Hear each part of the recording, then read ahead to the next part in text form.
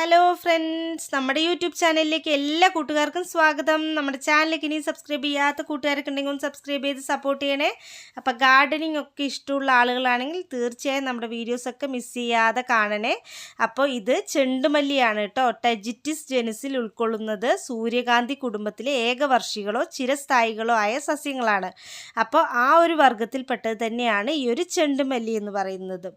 ഇത് ഓറഞ്ച് കലർന്ന മഞ്ഞ നിറത്തിൽ നല്ല മനോഹരമായ പൂക്കളാണ് ഈ ഒരു ചെടിയിൽ ഉണ്ടാവാറുള്ളത്. നല്ല ഭംഗിയായിട്ടുള്ളൊരു ചെടിയാണ്, നല്ല ഭംഗിയുള്ള പൂക്കളാണ്. ഇലകളൊക്കെ കാണാൻ തന്നെ നല്ല രസമാണ്. നല്ലൊരു ഡെക്കറേറ്റീവ് പ്ലാന്റ് ആയിട്ട്, ഒരു അലങ്കാര സസ്യമായിട്ടൊക്കെ നമുക്ക് നമ്മുടെ ഗാർഡനിൽ വളർത്താൻ പറ്റിയ, ഈസി ആയിട്ട് വളർത്താൻ പറ്റിയ ഒരു ചെടിയാണിത്. അപ്പോൾ ഈ ഒരു ചെടി നമ്മുടെ കണ്ണിന് തന്നെ നല്ലൊരു കുളിർമ തരുന്നതാണ്. കാരണം അതിൻ്റെ ഫ്ലവേഴ്സൊക്കെ നോക്കിക്കഴിഞ്ഞാൽ തന്നെ അറിയാൻ പറ്റും, നല്ല ഡാർക്ക് കളേഴ്സിലാണ് ഫ്ലവേഴ്സ് ഉണ്ടാവുക. ഇതിൻ്റെ ഇലയ്ക്കൊരു രൂക്ഷമായ ഗന്ധമുണ്ട്. അതിങ്ങനെ മണത്ത് നോക്കിക്കഴിഞ്ഞാൽ നമുക്ക് അറിയാൻ പറ്റും, ഒരു രൂക്ഷമായ ഗന്ധമുണ്ട് ഇതിൻ്റെ ഇലയ്ക്ക്.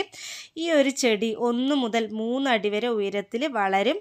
അപ്പോൾ ഈ ഒരു സസ്യം ഒരു കുറ്റിച്ചെടിയാണ്. ചെണ്ടുമല്ലി ഒറ്റയ്ക്കോ അതുപോലെ തന്നെ കൂട്ടമായിട്ടോ ഒക്കെ വളരാറുണ്ട്. നല്ല ബ്രൈറ്റ് കളേഴ്സിൽ ഇത് ഉണ്ടാവാറുണ്ട്. ഇതിൻ്റെ പൂക്കളൊക്കെ നമ്മൾ പല കളറിൽ കണ്ടിട്ടുണ്ട്. നല്ല ബ്രൈറ്റ് ആയിട്ടുള്ള കളേഴ്സിലൊക്കെയാണ് കണ്ടിരിക്കുന്നത്. യെല്ലോ കണ്ടിട്ടുണ്ടാവും, ഓറഞ്ച്, വൈറ്റ്, അതുപോലെ ഗോൾഡ്, അങ്ങനെ പല കളറിൽ നമ്മളിതിനെ കണ്ടിട്ടുണ്ടാവും. ഇത് നമ്മൾ മാരിഗോൾഡ് എന്നും പറയാറുണ്ട്. ത്വക്ക് സംബന്ധമായ രോഗങ്ങൾക്കൊക്കെ ഇത് ഉപയോഗിച്ച് വരുന്നതായി പറയപ്പെടുന്നുണ്ട്.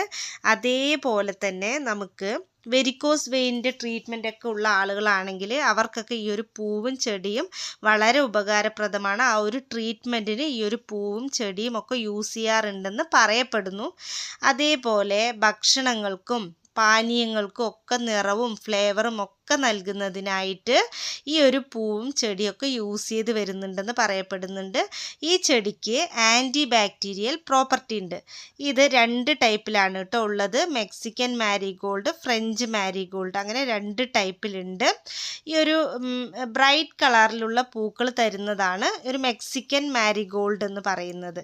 അതേപോലെ തന്നെ റെഡിഷ് ഓറഞ്ച് പെറ്റൽസിൽ ഒരു യെല്ലോ കോമ്പിനേഷൻ ഉള്ളതാണ് ഫ്രഞ്ച് മാരിഗോൾഡ് എന്ന് പറയുന്നത്. അപ്പോൾ ഈ ഒരു ചെടി വളരണമെങ്കിൽ നല്ല സൺലൈറ്റ് വേണം, നല്ല സൂര്യപ്രകാശം കിട്ടുന്നിടത്ത് വേണം നമ്മൾ ഈ ഒരു ചെടി വെക്കാനായിട്ട്.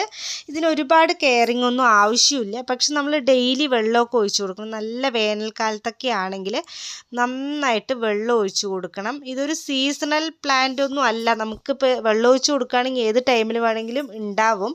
പക്ഷെ നമ്മൾ അതിൻ്റെ വിത്തൊക്കെ, ഈ ഒരു പൂവ് നല്ല മൂത്ത് കഴിയുമ്പോൾ അതിലൊരു ആ ഒരു പൂവിനെ തന്നെയാണ് നമ്മൾ എടുത്ത് വെക്കുക. അങ്ങനെ എടുത്ത് വെച്ചിട്ടാണ് നമ്മളത് പാകാനായിട്ട് യൂസ് ചെയ്യുന്നത്. അടുത്തടുത്ത ചെടികളൊക്കെ മുളപ്പിച്ചെടുക്കാനൊക്കെ ആയിട്ട് നമ്മൾ യൂസ് ചെയ്യുന്നത്.